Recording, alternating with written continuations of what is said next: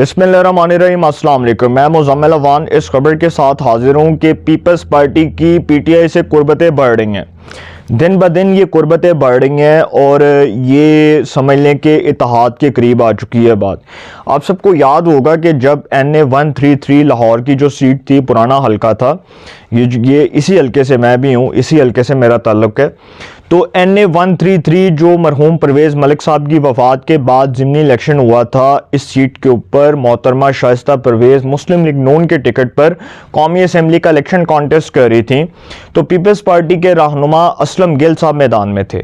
उनको वोट किसने दिया था? पीटीआई ने दिया था। जमशेद चीमा साहब जो है वो दौड़ लगाकर साइड पे हो गए। उन्होंने कहा कि जी मैं इंतखाबी मैदान में नहीं आ रहा, अपने जो है वो कागजात का बहाना बनाकर वो साइड पर हुए और पीपल्स पार्टी को वोट दिया था पीटीआई ने।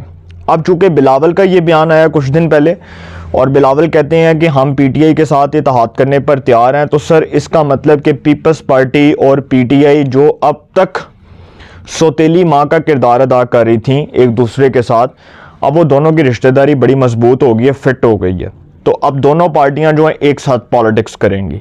बिलावल साहब जो कि हाल ही में उन्होंने ऐलान किया कि वो लाहौर के हल्का NA 127 से इलेक्शन कॉन्टेस्ट करेंगे। तो बिलावल साहब जो हैं उनके इस ऐलान के बाद थतली बज गई पूरे मीडिया के ऊपर। और फिर बिलावल साहब आए, इस चूँकि ये जो एरिया है NA 127, इसमें मॉडल टाउन एक्सटेंशन भी है, ग्रीन टाउन है, बागड़ी है, कोट लखपत है, टाउनशिप है, चुंगी मरसदू है, कच्चा जेल रोड है। तो ये जो इसके मेन एरियाज़ हैं, बिलावल इसका विज़िट कर रहे हैं क्योंकि बिलावल ने जगह जगह अपनी इंतखाबी मुहिम करनी है, उन्होंने इलेक्शन कैंपेन करनी है, ऑफिसेज़ का विज़िट कर रहे हैं। वो आए, यहाँ पर आकर उन्होंने कारकुनों से मुलाकात की, पॉलिटिकल जो वर्कर्स हैं, जो पार्टी वर्कर हैं, जो पार्टी के दिलेर वर्कर हैं, उनके साथ मिले।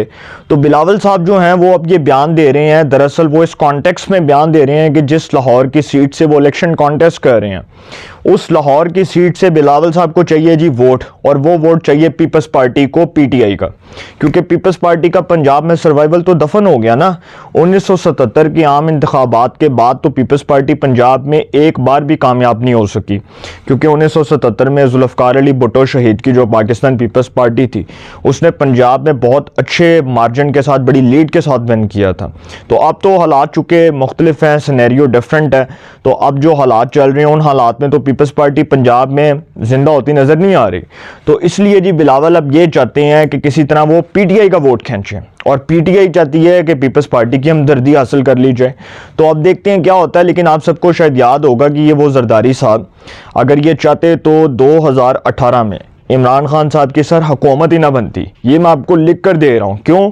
क्योंकि जरदारी साहब चाहते तो नून लीग की जो 65 सीटें थी कौमी असम्बली में, मिल मिलाकर जो उसके ऊपर रिजर्व सीटें आई वो 82-83 बन गई। पीपल्स पार्टी की भी को 50-60 थी, JUI की भी को 11-15 सीटें थी, तो ये मिलकर हुकूमत कर सकते थे।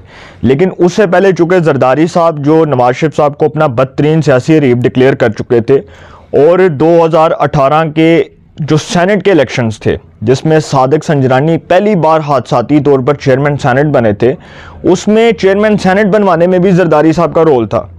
जरदारी साहब ने हादसाती तौर पर सादिक संजरानी को चेयरमैन सेनेट बनवाया।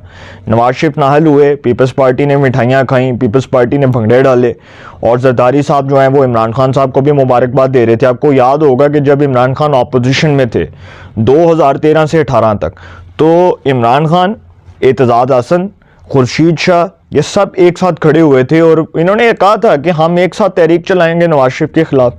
तो सर दोबारा से वही काम हो रहा है, क्योंकि बिलावल साहब को अपनी सियासी मौत नज़र आ रही है। और बहुत माजरत के साथ मैं ये अल्फाज इसलिए इस्तेमाल कर रहा हूँ क्योंकि बिलावल साहब चाहते हैं कि ना खेडांगे ना खेडन देंगे। बिलावल साहब को ये चीज़ कबूल नहीं है कि नवाज शरीफ वज़ारत उज़्मा की कुर्सी पर बैठें, उस पर बैठकर हुकूमत करें, वज़ारत उज़्मा के मनसब पर फायज़ हों और मैं साइड पर हो जाऊँ और मेरी वज़ारत उज़्मा का ख्वाब चकना चूर हो जाए। बिलावल साहब चाहते हैं कि जी वज़ारत उज़्मा लेनी है तो पीपल्स पार्टी ने लेनी है। ये वज़ारत उज़्मा घर की है, ये घर से बाहर जाएगी तो नुकसान होगा। इसलिए बिलावल साहब चाहते हैं कि इन मुश्किल हालात में अगर उनको अपने सियासी हरीफों के पाँव भी पड़ने पड़े ना, तो वो भी वो पढ़ने को तैयार हैं। इसलिए वो चाहते हैं कि जी पीपल्स पार्टी के साथ इत्तेहाद, पीपल्स पार्टी पीटीआई के साथ इत्तेहाद करे। दूसरी खबर यह है कि जी पीपल्स पार्टी जो है इत्तेहाद पर तैयार हो गई है पीटीआई के साथ, और बिलावल, ये सारा रोला सर देखें वज़ारत उज़्मा का। ये सिर्फ और सिर्फ वज़ारत उज़्मा का रोल है। हो सकता है कि पीपल्स पार्टी जिन मुश्किल हालात से पीटीआई गुजर रही है, लेवल प्लेइंग फील्ड मांग रही है और कह रही है कि जी हमें लेवल प्लेइंग फील्ड नहीं मिल रही, इन मुश्किल हालात में पीटीआई इलेक्शन कॉन्टेस्ट करती है, उसको पता है रिजल्ट्स क्या आने हैं, तो पीटीआई ये रिस्क लेने के लिए तैयार नहीं है कि वो तनहा हैसियत में इलेक्शन लड़े, उसको किसी का बाजू पकड़ना है, उसको किसी का हाथ पकड़कर इन मुश्किल हालात में चलना है, वो है पीपल्स पार्टी। अब पीपल्स पार्टी की भी मजबूरी है पीटीआई, क्योंकि जरदारी साहब जो हैं वो समझते हैं कि अगर उनका बेटा बिलावल वज़ारत उज़्मा का उम्मीदवार है और वो चाहता है कि वो वज़ीर-ए-आज़म बने, तो उसको किसी पार्टी के साथ इत्तेहाद तो करना पड़ेगा। नवाज शरीफ भी समझते हैं कि अगर उनको वज़ीर-ए-आज़म बनना है तो उनको मौलाना फजलुर रहमान को और एमकेएम को साथ मिलाना है और जहांगीर तरीन को भी साथ मिलाकर सीट एडजस्टमेंट करनी है, क्योंकि इन मुश्किल हालात में कोई पार्टी तनहा हैसियत में हुकूमत बनाती नज़र नहीं आ रही और कोई एक पार्टी जो सिंगल पार्टी जो है ना वो इस वक्त मेजॉरिटी नहीं ले सकती, क्योंकि इस वक्त 2/3 मेजॉरिटी का सर दूर दूर तक कोई नामो निशान नज़र नहीं आ रहा। 2/3 अक्सरियत किसी को नहीं मिलती नज़र आ रही। अगर कोई ये समझता है कि उसको 2/3 मेजॉरिटी मिल जाएगी इन हालात में, तो सर बहुत मुश्किल है, क्योंकि सीट एडजस्टमेंट हो रही है।